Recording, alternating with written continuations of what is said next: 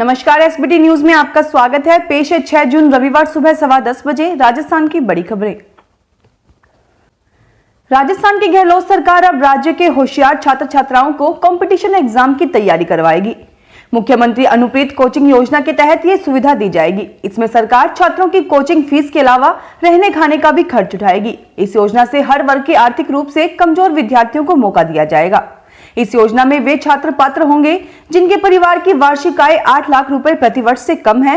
किसी भी छात्र छात्रा को इस योजना का लाभ केवल 1 वर्ष की अवधि के लिए मिलेगा। राजस्थान में कोरोना का संक्रमण कुछ कम हुआ तो ब्लैक फंगस ने नई मुसीबतें पैदा कर दी है। प्रदेश में 8 दिन के अंदर ही 1660 मरीज बढ़कर 2460 तक पहुंच गए। एक सप्ताह में इतनी बड़ी संख्या में ब्लैक फंगस के रोगी देश में कहीं और नहीं बढ़े। ऐसे में सरकार के हाथ पांव फूल गए हैं। हालात बद से बदतर होने की स्थिति को देखते हुए सरकार ने 2 विशेष विमानों से ब्लैक फंगस के इलाज में उपयोग होने वाली 5550 इंजेक्शन मंगवाए हैं। कैबिनेट बैठक में कांग्रेस प्रदेशाध्यक्ष गोविंद सिंह डोटासरा और यूडीएच मंत्री शांति धारीवाल के बीच हुए विवाद का 2 दिन बाद मंत्री धारीवाल ने यह कहते हुए पटाक्षेप कर दिया कि डोटासरा मेरे मित्र हैं। मित्रों के बीच सहमति और असहमति तो बनती ही रहती है। पीसीसी चीफ की बात मानी जाएगी। हर नेता की तरह उन्होंने भी इस विवाद का दोष मीडिया के सिर पर मढ़ दिया कि मीडिया ने छोटी सी बात को विवाद का रूप दे दिया। दिल्ली वडोदरा एक्सप्रेस वे का लाभ राजधानी को देने के लिए जयपुर से बांदीकुई के बीच 6 लेन लिंक रोड बनाई जाएगी। इस लिंक रोड के बनने से जयपुर सहित आसपास के जिलों को मुंबई, इंदौर, भोपाल व उज्जैन के लिए अत्याधुनिक हाईवे मिल सकेगा। दिल्ली वडोदरा एक्सप्रेस को जयपुर से जोड़ने के लिए बांदीकुई से जयपुर के बीच में 6 लेन की ग्रीनफील्ड अलॉटमेंट लिंक रोड बनाने के लिए हाईवे अथॉरिटी ने प्रारूप तैयार कर लिया है और भूमि आवंटन के लिए जयपुर जिला प्रशासन को सौंपा है। 70 किलोमीटर की लिंक रोड जयपुर में आगरा रोड पर बनने वाली रिंग रोड से जोड़ी जाएगी। राजस्थान में अगले सप्ताह से कोरोना संक्रमित मरीजों को बचाने के लिए एंटीबॉडी कॉकटेल उपलब्ध करा दी जाएगी। राज्य सरकार के निर्देश पर कोरोना संक्रमित मरीजों को कैसरीवीमैब और इंडेवीमैब की इस एंटीबॉडी कॉकटेल की डोज देने का ऑनलाइन प्रशिक्षण शनिवार को हुआ। इसमें बताया गया कि एक पैकिंग में 2 वायल आएंगी। दोनों से आधी दवा इंजेक्शन के जरिए शरीर में पहुंच जाएंगे। एक वायल का उपयोग 2 मरीजों के लिए किया जाएगा। उदयपुर में आरएनटी मेडिकल कॉलेज के प्रिंसिपल डॉक्टर लाखन पोसवाल ने बताया कि मरीज को 7 दिन के भीतर एंटीबॉडी कॉकटेल का डोज लगने के बाद वायरस बॉडी में मल्टीप्लाई यानी संक्रमण का फैलाव नहीं हो पाता है। ये एंटीबॉडी दवा वायरस को कोशिकाओं के अंदर जाने से रोक लेती है।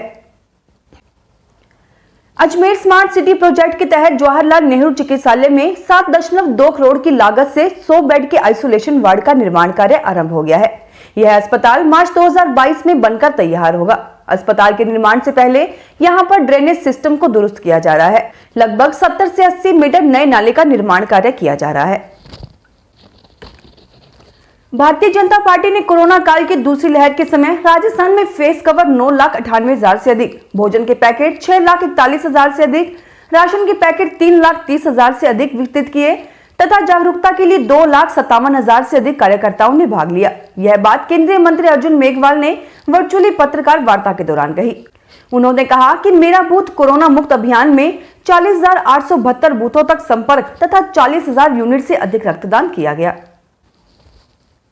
शादी विवाह आयोजन कारोबार से जुड़े कारोबारियों ने सरकार से बाजारों की तरह वेडिंग इंडस्ट्रीज को भी अनलॉक किए जाने की मांग की है।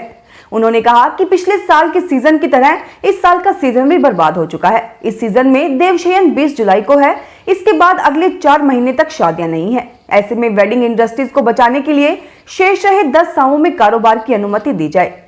भरतपुर मैरिज होम समिति के सचिव जितेंद्र गोयल ने बताया कि कोरोना संक्रमण कम होने के मद्देनजर बाजार खुलने पर वेडिंग इंडस्ट्रीज ने मुख्यमंत्री से शादी समारोह पर लगी रोक हटाने का आग्रह किया है।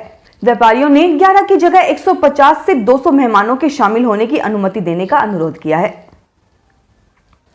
स्पुतनिक वी के 6 डोज देने को तैयार माल्टा की एक कंपनी ने रूसी वैक्सीन स्पुतनिक की 6 करोड़ डोज सीधे हरियाणा को सप्लाई करने में दिलचस्पी दिखाई है।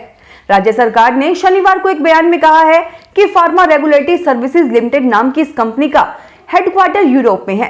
कंपनी ने एक्सप्रेशन ऑफ इंटरेस्ट भेजा है। अब तक कंपनियां राज्यों को वैक्सीन देने से इनकार करती रही हैं। हरियाणा सरकार के मुताबिक कंपनी ने वैक्सीन को 1120 रुपए प्रति डोज पर बेचने की पेशकश की है। कोरोना की दूसरी लहर के काबू में आने के बाद सीएम उद्धव ठाकरे ने 7 जून से 5 चरणों में राज्य को अनलॉक करने का ऐलान किया है। पॉजिटिविटी रेट और ऑक्सीजन बेड की उपलब्धता के आधार पर धीरे धीरे 36 जिलों को खोला जाएगा।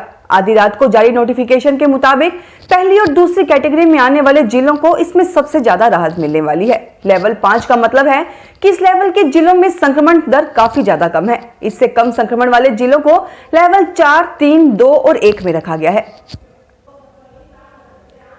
राजस्थान विधानसभा में टोडा भीम सीट से कांग्रेस विधायक पीआर मीणा ने भाजपा के स्थानीय नेताओं के बचाव में शनिवार को कहा कि कांग्रेस सरकार व संगठन के बारे में कुछ भी बोलने से पहले वे अपना घर संभालें। विधायक मीणा ने एक जारी बयान में कहा कि भाजपा पहले अपना घर संभाले, फिर कांग्रेस की सरकार व संगठन के बारे में टिप्पणी करे। राजस्थान में शनिवार को एक बार फिर मौसम बदला और राजधानी जयपुर समेत कई जिलों में बारिश हुई। दिन भर तेज धूप रहने के बाद दोपहर का मौसम बदला और रिमझिम बरसात हुई। जयपुर के साथ बीकानेर, उदयपुर, अलवर, अजमेर, सीकर कई जिलों में जमकर बारिश हुई। बीकानेर और श्री डूंगरगढ़ सहित आसपास के क्षेत्रों में बरसात के साथ ओले भी गिरे। बीकानेर में 13 मिलीमीटर बरसात दर्ज हुई। सीकर में दोपहर बाद धूल भरी आंधी चलने के साथ ही बरसात हुई। झुंझुनू, अजमेर, अलवर और दौसा में भी बौछार पड़ी, जिससे मौसम सुहावना हो गया। सीकर में 2 मिलीमीटर बरसात रिकॉर्ड की गई। इसके साथ ही पिलानी में 6.1 मिलीमीटर, सीकर में 2 मिलीमीटर, धौलपुर में 0.5 मिलीमीटर बरसात रिकॉर्ड की गई। इस साल 2021 का पहला सूर्य ग्रहण 10 जून को होगा। यह एक वलयाकार सूर्य ग्रहण होगा। यह अमेरिका, यूरोप और एशिया में आंशिक रूप से दिखेगा, जबकि ग्रीनलैंड, रूस और उत्तरी कनाडा में पूर्ण सूर्य ग्रहण का नजारा देखने को मिलेगा। भारत में सिर्फ अरुणाचल प्रदेश में आंशिक सूर्य ग्रहण दिखेगा। भारतीय समय अनुसार सूर्य ग्रहण दोपहर 1:42 से प्रारंभ होगा और यह शाम 6:41 पर खत्म होगा। यह सूर्य ग्रहण वृषभ राशि में लग रहा है।